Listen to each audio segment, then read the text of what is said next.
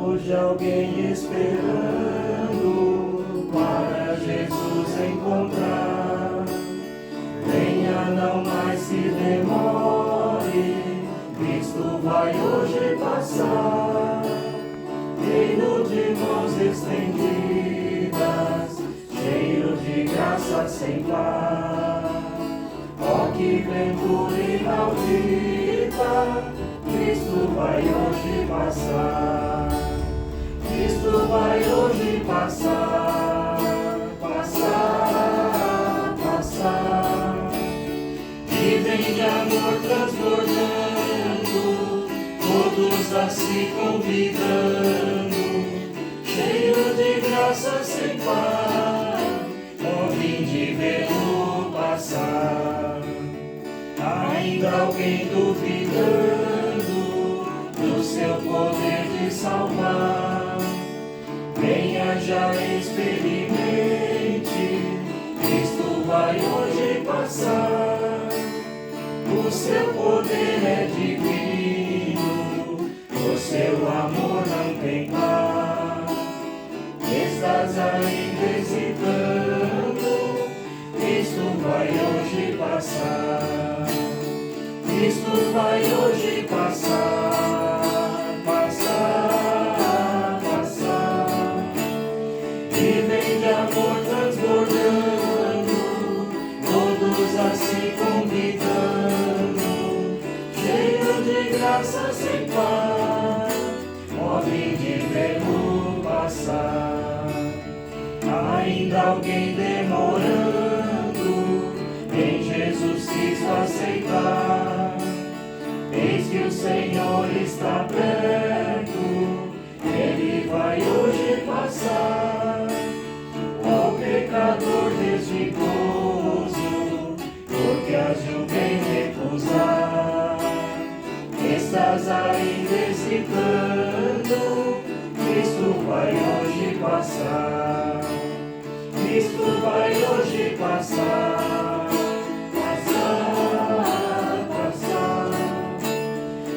Vem de amor transbordando, todos a se convidando, cheio de graça sem par.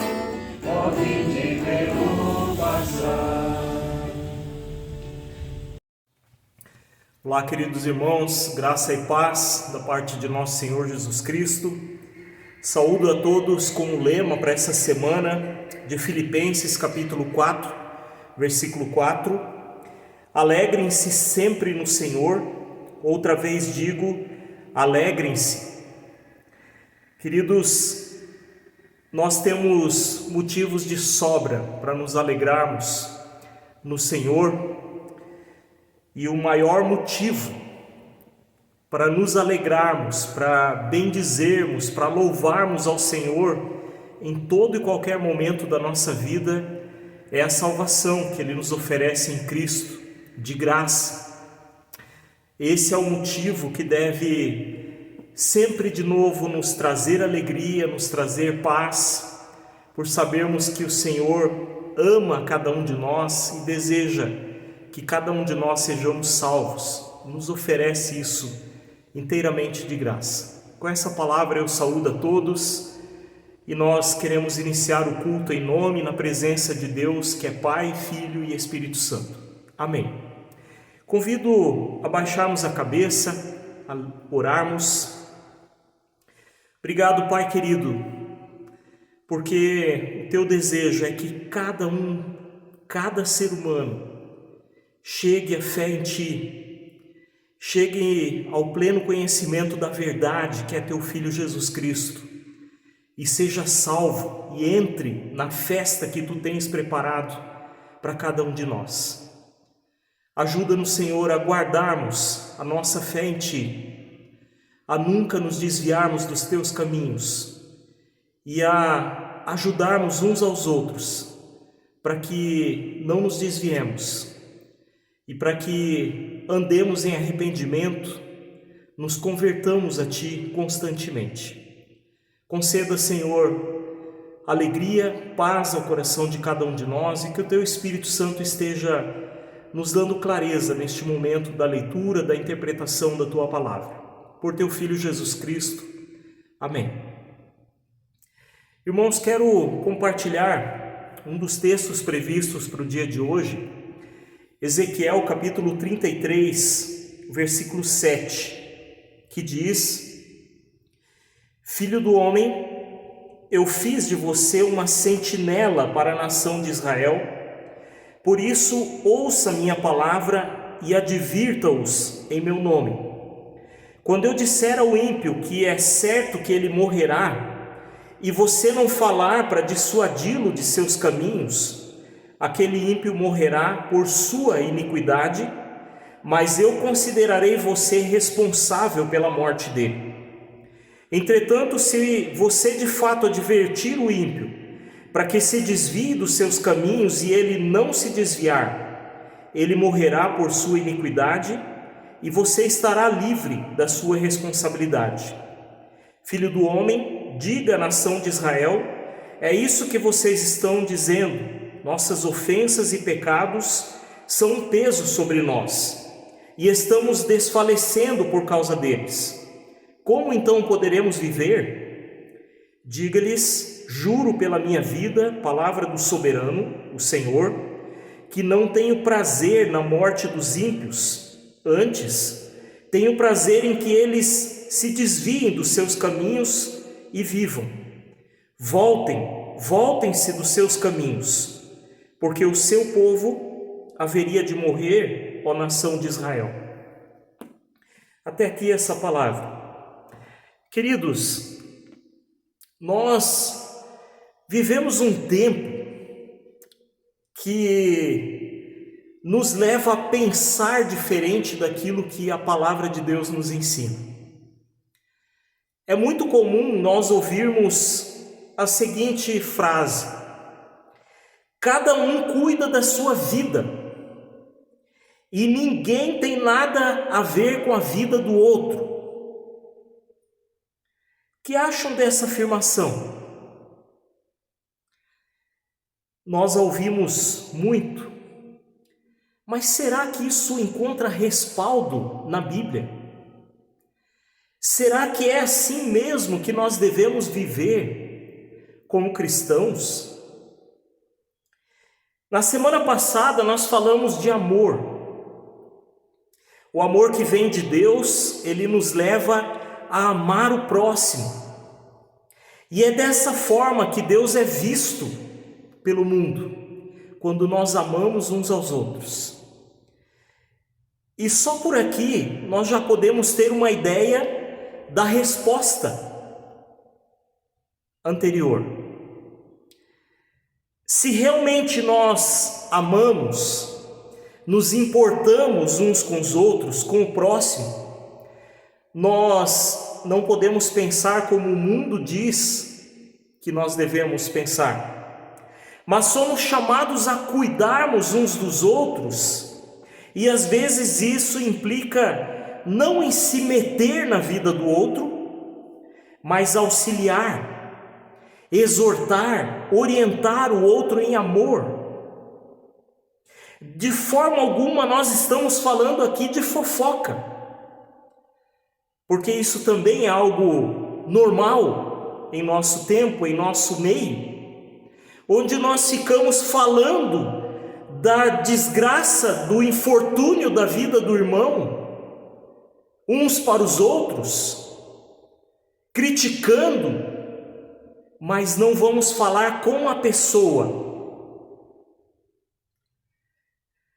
Como irmãos na fé, nós somos chamados a termos o único intuito de proteger, de ajudar o próximo, para que ele não se perca, para que ele não sofra longe de Deus. O texto de hoje fala de um aspecto desse amor.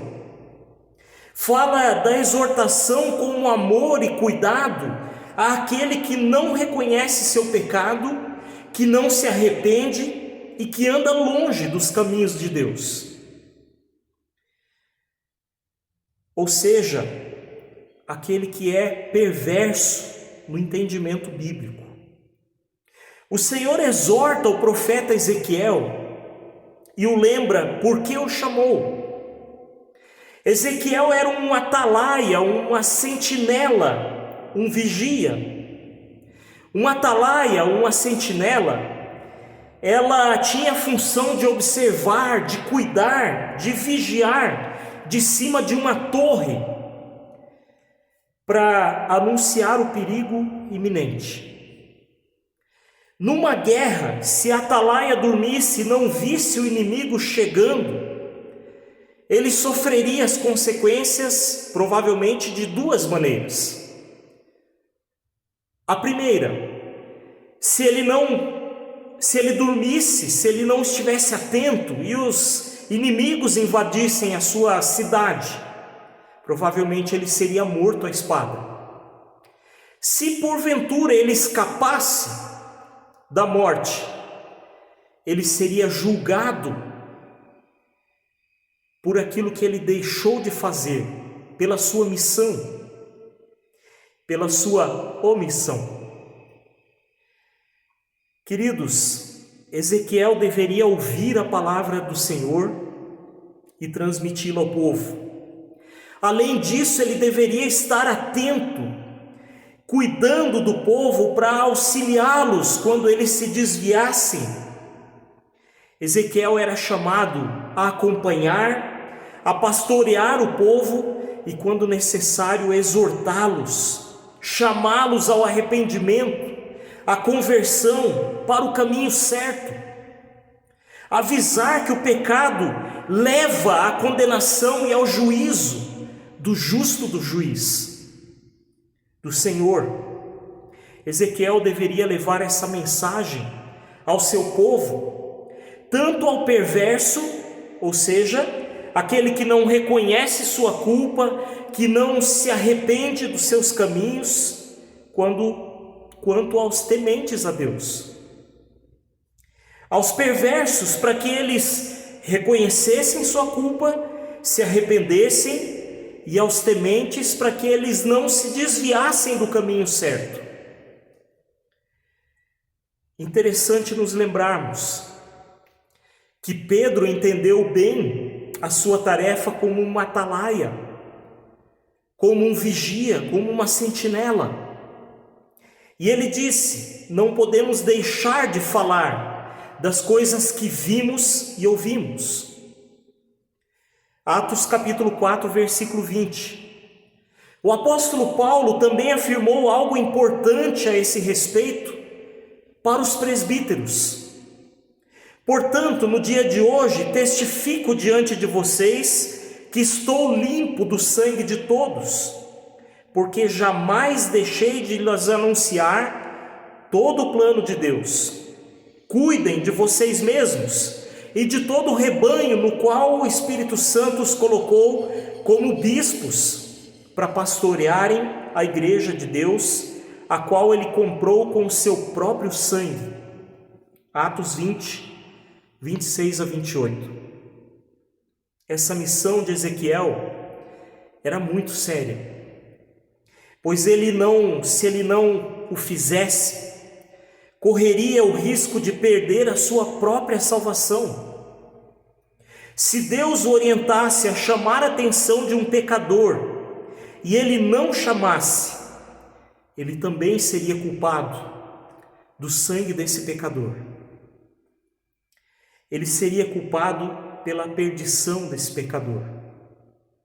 Por outro lado, se Ezequiel chamasse a atenção daquele que estava em erro, daquele que estava em pecado, e ele não desse importância, não se arrependesse, não se convertesse, o mesmo seria responsável pela sua própria perdição, pelos seus próprios erros, e o profeta estaria inocente. O povo de Israel tinha consciência do seu pecado, de que se afastaram dos caminhos de Deus, e isso os levou ao sofrimento. Eles já haviam sido vencidos em guerra, levados para a Babilônia como servos, como escravos, mas no capítulo 18 de Ezequiel, eles disseram: não, a culpa foi dos nossos pais, a culpa foi de Deus. Eles entendiam que o Senhor só queria o seu sofrimento, o seu castigo. Contudo, eles não haviam percebido, não haviam entendido o quanto eram amados por Deus e importantes pelo Senhor.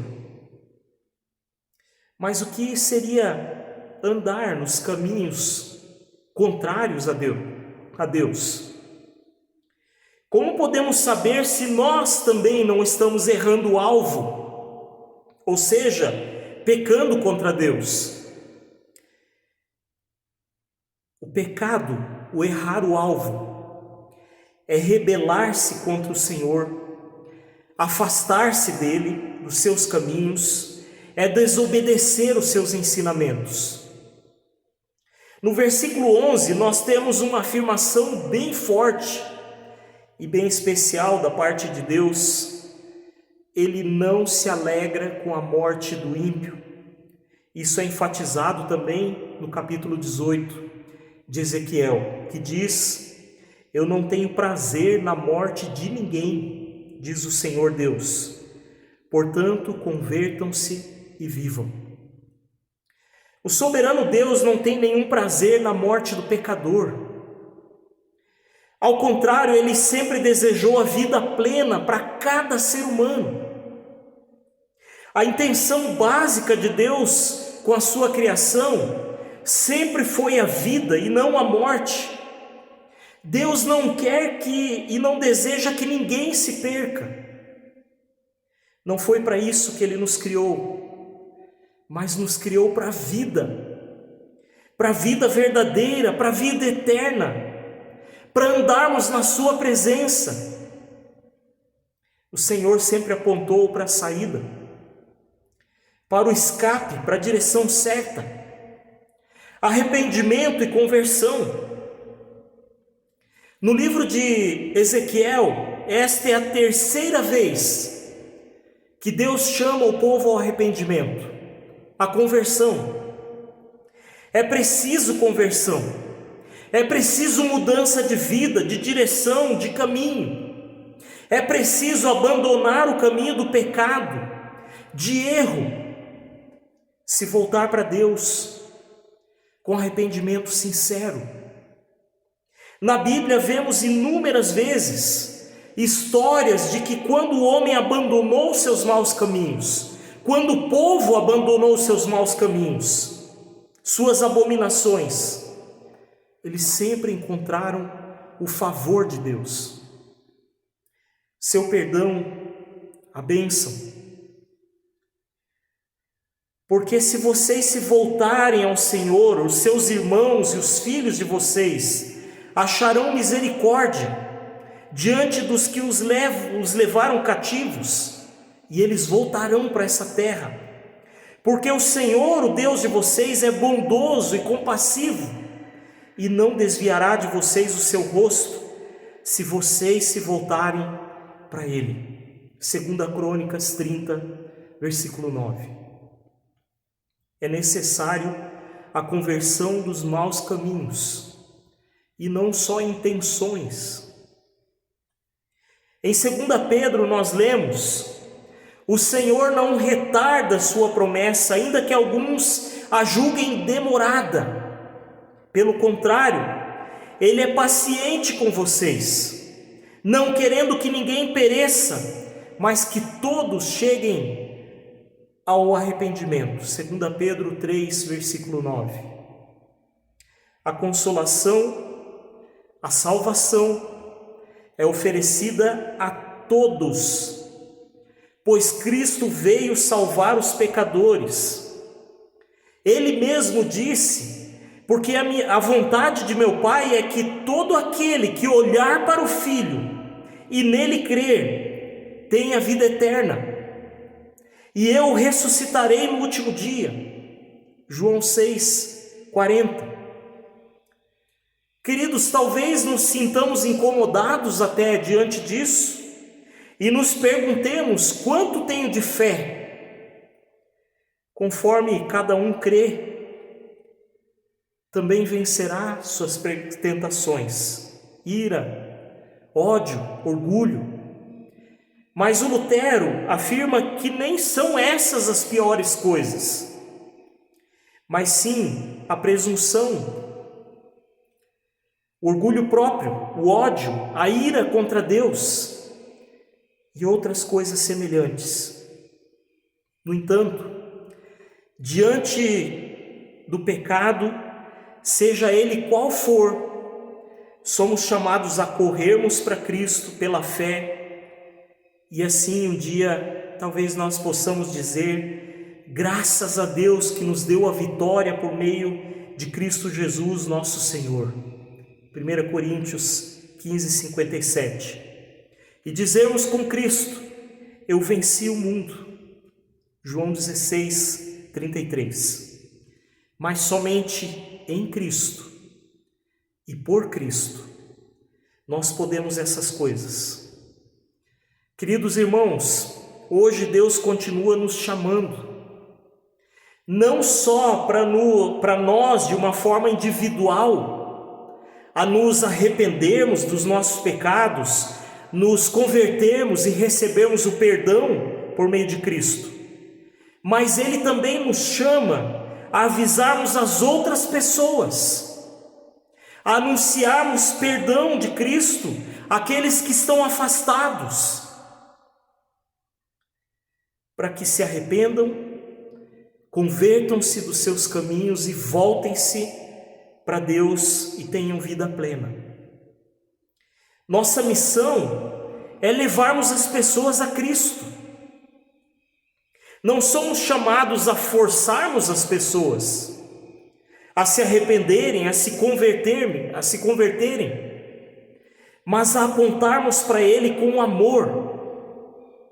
Cristo nunca forçou ninguém a segui-lo, mas advertiu sobre o juízo e convidou a cada um. Ele mesmo nos ajuda a isso, dando sabedoria, nos dando o Espírito Santo. Então, queridos, que nessa semana tomemos isso como meta, nos arrependermos, mas também ajudarmos uns aos outros a permanecermos no caminho do Senhor e, quando necessário, advertirmos do erro, do pecado, chamar ao arrependimento, à conversão, porque isso é amor, isso é cuidado. Não é como o mundo diz, que amar é deixar o outro fazer o que ele quer, o que lhe faz feliz. Isso não é amor. Amor é apontar para Cristo. Amor é cuidar uns dos outros. Que assim seja, que Deus nos fortaleça nessa missão, nessa tarefa e nos dê sabedoria para isso. Amém. Convido a baixarmos a cabeça e orarmos. Obrigado, Pai amado, porque Tu nos chamaste em Cristo a nos convertermos, a abandonarmos o nosso caminho próprio, o nosso orgulho, e andarmos em humildade e arrependimento constante diante de Ti e do próximo.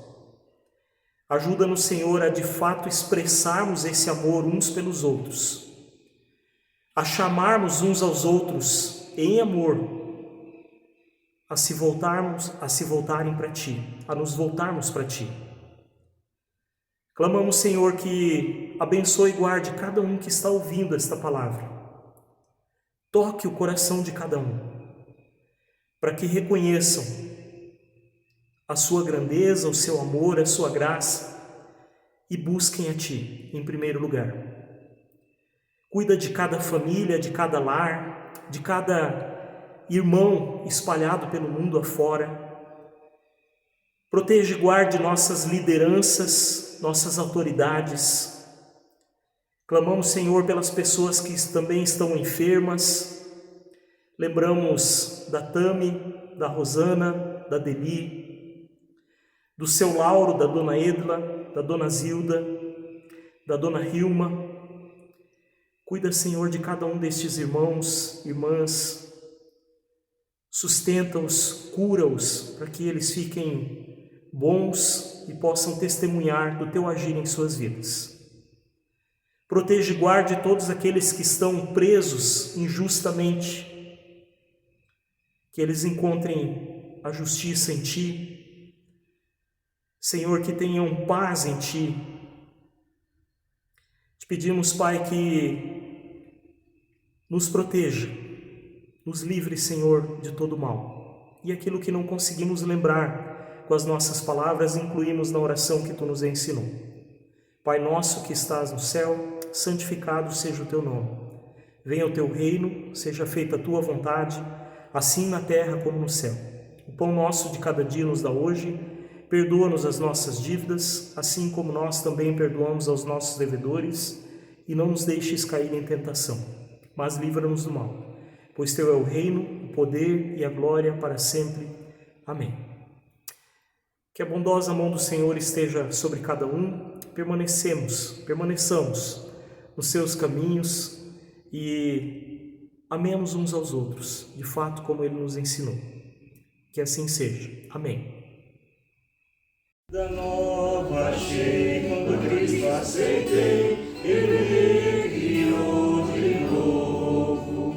Transformado estou, minha vida mudou, porque Cristo me salvou.